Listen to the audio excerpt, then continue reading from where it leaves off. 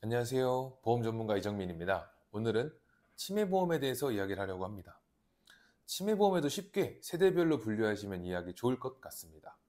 어렵지 않게 간단하게 정리를 해보면 먼저 1세대 치매보험은 장기 요양 등급을 기준으로 했습니다. 그때 당시 요양보험, 치매보험이라고 같이 불렀는데 이때의 기준은 장기 요양 등급 1에서 3등급에 해당이 되어야지만 보험금을 수령할 수 있었습니다. 하지만 장기요양 등급 3등급 이상을 받기가 까다로웠고 그래서 보험사들이 새로운 기준을 만들었습니다. 이 세대는 바로 CDR 척도라는 기준입니다.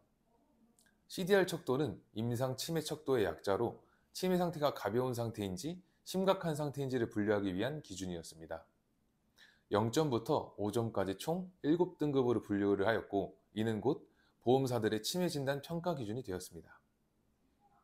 하지만 2세대 치매의 경우 CDR 척도 점수 1점은 경증, 2점은 중증도, 3점은 중증으로 분류를 하고 경증일 때는 100만원, 중증도일 때 500만원, 중증에 3천만원 이렇게 보험금을 지급을 했습니다. 먼저 큰 진단비를 받기 위해서는 중증이 되기만을 기다려야 했습니다. 그래야 그나마 가장 많은 진단비를 수령할 수 있었지만 그마저도 중증 치매 환자를 치료하고 케어하는 데에는 부족했습니다. 왜냐하면 중증 치매, 즉 치매는 불치병이기 때문입니다. 그래서 보험회사들도 이러한 문제점들을 인지하고 시간이 지난 후에 생활비 컨셉의 치매보험을 출시했습니다. 3세대 치매보험입니다. CDR 점수, 즉 중증 치매에 해당이 되었을 때 매달 100만원씩 종신토록 지급하는 보험이었습니다. 중증 치매 진단을 받으신다면 매달 100만원의 보험금을 수령할 수 있겠지만 반대로 100만원으로는 한 달 치료비와 병원비, 부양비용으로는 부족했습니다. 추가적으로 기술이 날이 갈수록 좋아지면서 치매의 진행 속도를 늦추는 약마저 발명되었습니다.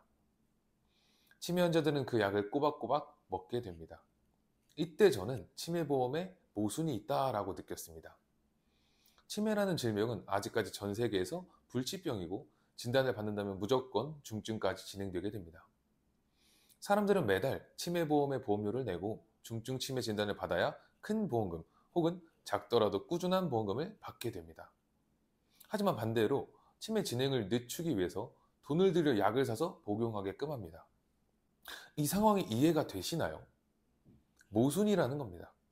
쉽게 말해서 보험금을 위해서라면, 보험금을 지급받기 위해서라면 중증이 되어야 하는데 반대로 중증이 안 되게끔 하려고 돈을 들여 약을 먹게 한다는 겁니다. 그래서 저는 지금까지 단 한 번도 치매보험의 장점이 있다고 느낀 적이 크지 않았습니다. 쉽게 말해 초기부터 예방할 수 있는 보험으로 대비를 해야 한다는 것입니다.